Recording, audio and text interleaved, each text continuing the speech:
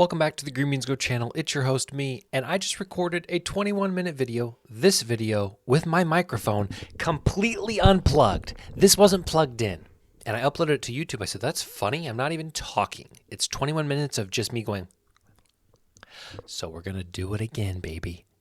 And I hope that I can cut it down a little shorter, and I hope that you can understand this, because I do believe, as of last night, that same-game parlays are destroying the bankroll. Sports books are pushing these more than they're pushing any other market. They are focusing on the same game parlay.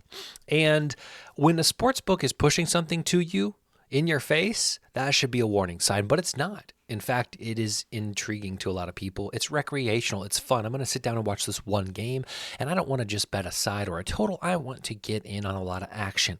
And so in this video, we're going to talk about the math behind the consequences of getting in on this action. So let's start with the background of the same game parlay. This is not something that has existed forever. You could not, in the 80s and 90s, walk into a casino and say, I'd like the home team, I would like the quarterback's passing yards over, and I would like the the running back to score a touchdown, okay, and give it to Kelly behind the window, and, she calculates it all out. No, this is something that is brand new, not only in the mobile world, but since the mobile world has been established, okay? Fanduel did not start a sports book with same-game parlays. It was added much later, and what happened was sports books were unprepared to add these. They added them, and they did not account for correlated statistics. The most basic way I can explain this, and there are a lot of ways to explain this, but the one famous one that people were cashing in on are, I'm going to take Tyreek Hill's over receptions, over receiving yards, and I'm going to take Tua's over passing yards. So if a quarterback throws for more yards, we can assume that somebody's catching those, and so the wide receiver should also get more yards. And they were paying them out as if they were not correlated, okay? And we know very well that they are. So early sports bettors were cashing in, and they were pairing two legs that went hand in hand, similar to what DFS players do a lot of the times in their, lineups and their strategies. A lot of times DFS guys will say, I'm going to pair a quarterback and a wide receiver because if Tyreek Hill scores a touchdown, it's not worth just 6 points. If I have Tua, it's now worth 10. Okay. So sportsbooks algorithms were off. And I think what happened was, actually, I know what happened was they got bent over. And when you get bent over 1 month, you got to bend somebody over the next month to get even. And now, for the rest of eternity, I think they are going to get even. Before we talk about same-game parlays specifically, we are going to cover some basic principles. Some of you may understand these basic principles like the back of your hand, and if you do, that's excellent. That means you're in a good spot, hopefully, with your sports betting adventure. But some of you may be learning something just from this. So strap in. We cannot talk about same-game parlays until we talk about these basic principles. So let's start here. The first college football game of the year is tomorrow. I'm excited, and I was looking at lines. And to tell you the honest truth, before we talk about any of this on this page, I was trying to find, potential edge. I know that same-game parlays are adjusted for correlation now. And I thought, is there a way you can beat it by going reverse correlation? So what if you take a quarterback's over yards, but you take a wide receiver's under, receiving yards? Are they paying you too much? And I have a friend that I've never met that is in a Discord with me, has been for a long time, and he models, and he is the smartest guy I know. He sports models. I don't know if what he does in his free time, he may shoot underwear shots for American Eagle. I'm not sure, but he's sports betting. He builds sports betting models. Okay, that's what I mean by that. And he is always the guy I go to when I have an idea, because I know he's going to be honest with me. I know his brain is significant IQ points higher than mine, and he's going to say, don't waste 20 hours exploring this, right? Here's why it may not work. Or, hey, you may be onto something. Check out this thing and see if that holds true, and if it does, then, keep pursuing it. So I reached out to him, and he walked me through a lot of the math in this video. Now, some of this I knew, but he walked me through what we're going to get to eventually, which was the same game parlay math. So let's look at these guys' odds. These are the quarterbacks for both of the teams. We're going to focus on Haynes King because it's easier to say than DJ Uiagalelei, who has now played at every corner of the United States. I didn't even know he was on Florida State. I think he was at Oregon State last year. They are saying, FanDuel is saying, we're going to give you minus 114 odds on a 50% market. Now, we know that Haynes King is either going to go over this number or under this number. That's it. There are two outcomes possible in every game in the history of the NCAA that has ever been played. There are going to be two outcomes, over or under. All right? So they're giving you minus 114 on a 50% chance. Now, fair odds of this, we know, are 50% or plus 100. But if a book gave you fair odds, the book would not make money. The book would not be in business. Sports betting would not exist. So like everything, Fanduel, DraftKings, they all have to take a tax, a vig, a hold, an edge, whatever you want to call it, okay? And so they give you odds that do not match the probability of it happening. There's a 50% chance in a vacuum that Haynes Kings goes over this number. Well, they're saying at minus 114 that the implied odds are 53% chance. So you want to go in and you want to bet this, and you say there's a 50% chance he goes over. Okay, ignoring game script, ignoring any modeling you may do, ignoring any predictive factors, there's a 50% chance he goes over. You go in and they say, no.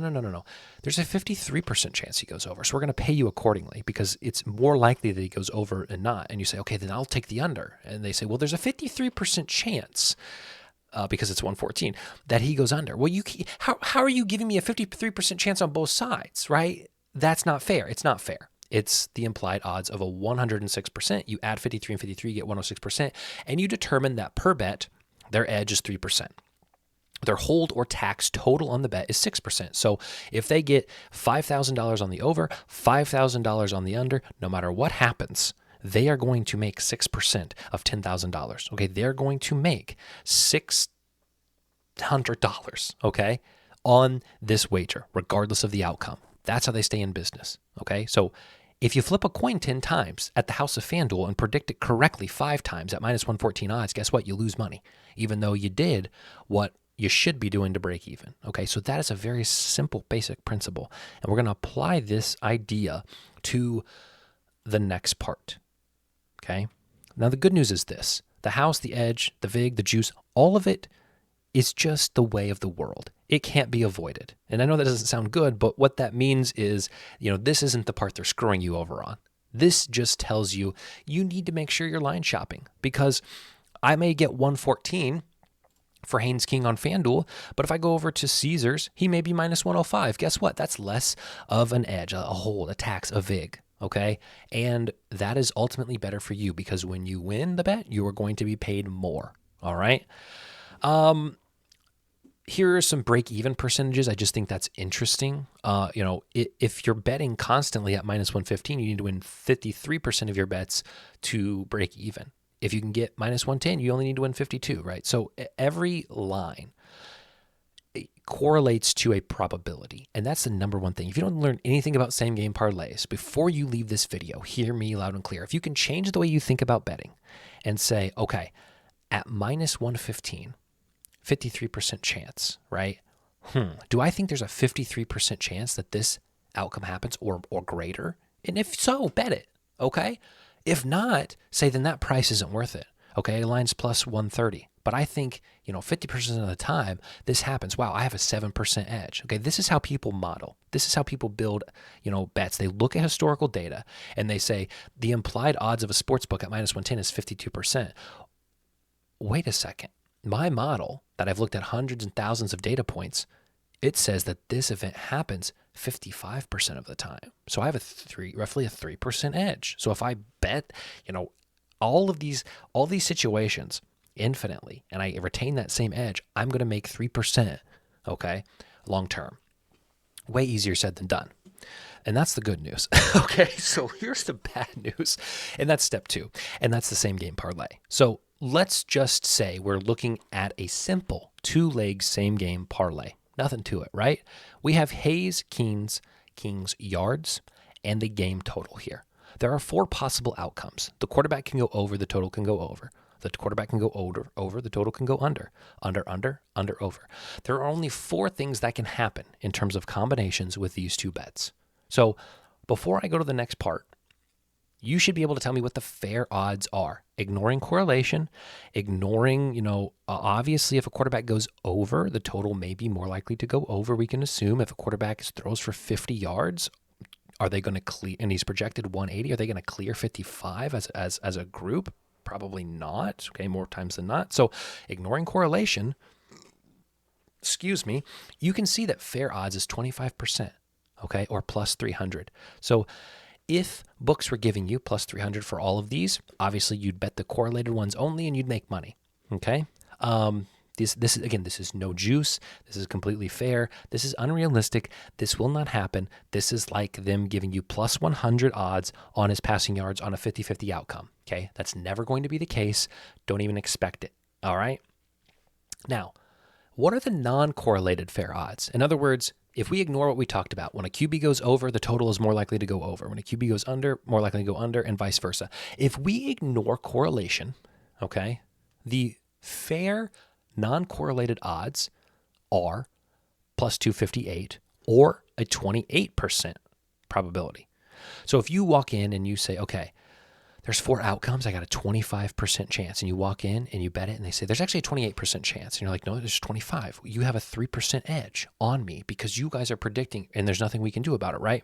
So the implied probability of these bets, not correlated. Again, this is what sportsbooks were doing, and this is why they were getting bent over, because people were saying, wait a minute, quarterbacks go over and the total goes over more than 28% of the time, right? Because those two things happen in tandem. So if 50% of games, 50% of all NCAA games, the total's going over, in 70% of those, the quarterback also goes over. Holy cow, I have a big edge. And so that's what people were doing. They were betting correlated. They were betting this number, all right? And they were getting a fantastic price based on the actual odds of the event occurring.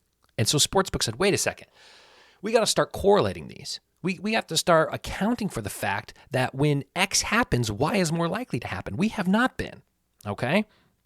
And so what did they do? They changed the same game parlay algorithms. This is the number that you would see today. If you went to bet the over of his yards and the over of the total, you would see plus 170 or 37% likelihood, okay? And if you want the over and the under, you get around what the fair odds would be. So you have to bet something that defies logic to even get fair odds, fair in a vacuum odds, okay? That's a problem. Same thing, under. They're saying there's a 37% chance of that happening. Under, over, back to 24%. So if we look at some other detailed math on this, we always know that the fair odds are going to add up to 100 if it was in a vacuum, if correlation didn't matter, if VIG didn't matter, okay? There are 4 outcomes, 25%, they're equally likely, okay? But accounting for not only the VIG, but also the correlation, we get on a 2-leg same game parlay a total of 122%. Which means that on a 2-leg same game parlay, their hold is 22%. All right? That's not good for us. That means of all the money that's coming in on these 2-leg same game parlays, Fanduel is saying 22% is ours, okay? And we'll pay out the rest as we need to, okay? They're taking a big chunk. Again, remember a straight bet. The hold is 6%, 3 on each side. Now we're talking 22% compared to 6 for 1 extra leg. That doesn't feel good to me, all right? Here's the deal, all right? Actually, we'll get to the deal in a second. This is what I was explaining, okay? The hold of a normal straight bet is 6%. The hold of a regular parlay, not correlated, is 12 in this example. And the hold of a same game parlay, which is correlated and does apply the VIG, 22%, all right? Now, who in the heck does 2-leg same game parlays, right? Not you, okay? Not me, right? You want to sit down on a Sunday night football game, you're going to take the team you like to win. You're going to probably take an over or an under. You're going to take a quarterback's yards. You're going to take a touchdown score. Heck, you're going to take a touchdown score again. Maybe you like somebody to lead at half, right? You build out these parlays and you add 4, 5, and 6 legs because it's fun, right? But what does that mean, okay? And so this is something that the guy that I talked about previously, the model, okay, the model guy, showed me, all right? Let's say you want to make a 3-leg same game parlay. You want the away team quarterback, his passing yards. You want the home team quarterback's passing yards, and you want the total. So 3 simple legs. These are all like the keys for how it would be entered. So this would be QB over, total over. QB over, total under. QB over, QB under, total over. And this is what FanDuel's odds actually are. and the implied probability of them. So if you take over, which makes sense, which is correlated, if both QBs are clearing their passing yards total, okay, it's probably a shootout. The two air raids, they're going at it, right? Back and forth, up and down the field. Points are going to be scored. The over is going to hit. And so FanDuel punishes you for it. They give you plus 300 odds, okay, for an implied probability of 25%. Wait a second. There's 8 bets here. Why are you giving me 25% on one of them if there are 8 possibilities? That doesn't seem fair, okay? And this is how you would get a potential edge. You could crunch all the numbers and you could say, if quarterback A and quarterback B both go over their total and the game total goes over, 30% of all NCAA games played, which is way too much, okay? But if that is what you would find, you would have an edge. And you could bet this even with correlation, but we know that's not the case, okay? 30% of games do not have those 3 metrics met, okay? And here are the other ones, right? So the most generous payout you get is when you take QB over, total under. So, a game script that looks like both QBs are going back and forth, and then red zone defense are great and they're settling for field goals, right? And the total doesn't clear, but the quarterbacks both are clearing. Okay, it's unlikely, and FanDuel is saying there's an implied probability of about 11% chance of that happening. The point is, like we do with all the other previous examples, when we add up the implied probabilities, we get 134%. We're not fourth graders, guys. We know that that's impossible. 34% is their hold. Their house edge is approximately 4.25, okay, per. So again, the more you add, and if we go back, right, the two leg was 22, right? The regular parlay, not including correlation, was 12. A straight bet is 6. And now all of a sudden you add 2 more legs outside of a straight bet and you go from 6 to 34% hold, which means that is all, this is an uphill climb. Okay. And I'm not sitting here saying don't bet same game parlays. I get it. They're fun. And if all you care about is fun, have fun. But I'm saying this is the math behind it. All right. So here's kind of my thought behind this. The further the stats are correlated, the closer you get to fair odds. In other words, you are getting so ripped off on betting correlation and you're getting treated fairly on unlikely events. In order to get true fair odds on FanDuel, you have to tell FanDuel, I want this unlikely situation to occur. And they say, okay, fine, we'll pay you what a coin flip would be, essentially. Wait a second, that's not fair. I just told you it was unlikely. How are you going to pay me out, right? It's not good for you. Okay, so how can you apply this? And look at the 2 majority, right? If you take all overs or all unders of that example, QB, and total, this is accounting for 49% of the implied probability. We know that half of all NCAA games do not fit into one of these criteria, okay? It's just not what occurs. Under, okay? I mean, how often do just 2 offenses strictly run the ball and the QBs neither clear their line, right? Over. One guy may go over and the team may dominate, and the other guy may get, I ramble, and what I'm trying to get the point at is these 2 things do not happen 50% of the time. There are 6 other options, 6 other combinations that could occur, okay? So again, they're paying you out based on the assumption that 50% of games fall into these 2 categories when we know there are 8 outcomes. And this is where you could model this potentially. You could run the numbers. If you had all the data available to you, you could run it and you could tell, where you may have an edge in these markets. So what can you do with this information?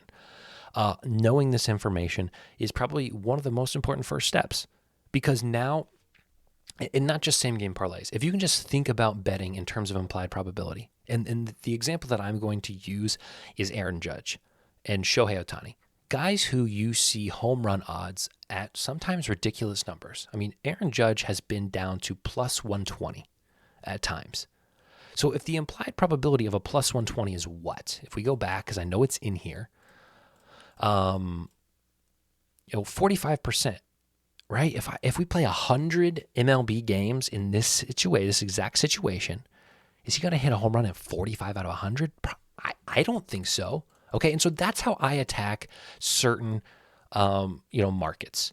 I look at the odds and I say, do I think those odds reflect the probability of this event occurring? Okay, it's the most basic thing you can do, and you don't need a model for that. It's just a mental exercise, and it will help you make smarter things. Like if you see, if you genuinely think that Aaron Judge is going to hit a home run in 50% of matchups played that are exactly like the one he's going to play tonight, and you're getting plus 170, make the bet. Okay, because it's mathematically a good bet for you based on whatever criteria you judge it on. Okay, so understanding implied probability and applying that to the odds you take and when you take them is a very important thing that you should start doing. Okay, the less legs, the better. And I get it; it's fun to add more legs, and you can spend $5 and maybe win $1,000. But fair odds would probably be closer to $1,800 or $2,000. All right, if you weren't getting ripped off. My advice and what I try to do is same game parlay only when I'm given a promotion or boost. By the time you add in the promotion or boost, you're probably just evening back up and you're getting fair odds. They're giving it to you like it's a boost, but they're really just saying, hey, for one bet, we're going to let you have a fair shot. And you're probably going to lose because you got to have 3 legs, and the more legs you add, the less likely it is, right? So these are not really promotions, but if you want to scratch the itch, scratch it with that. All right. And the last thing is maybe test different books. If you're set on doing a same game parlay, I will tell you, if we go back here, this exact build on DraftKings over quarterback under is 11-1. So that's already a good jump. I mean, that's a good percentage higher. So look around, get multiple books. If you need multiple books, go down in my bio. There's a link. You can sign up for other books and I get paid. Okay. Check out other books. Make sure you're getting the best odds that you possibly can. And, you got to die on the hill, at least die on the tallest hill, right? So I made this video twice. Consistent, both 21 minutes. That's pretty good. But I'm going to stop it now, and I'm going to drink this coffee. And I'm going to forgive myself for that error. We all make them. And I love you all. And make smarter bets. Enjoy football. And I love you all. And I love you all. Seriously.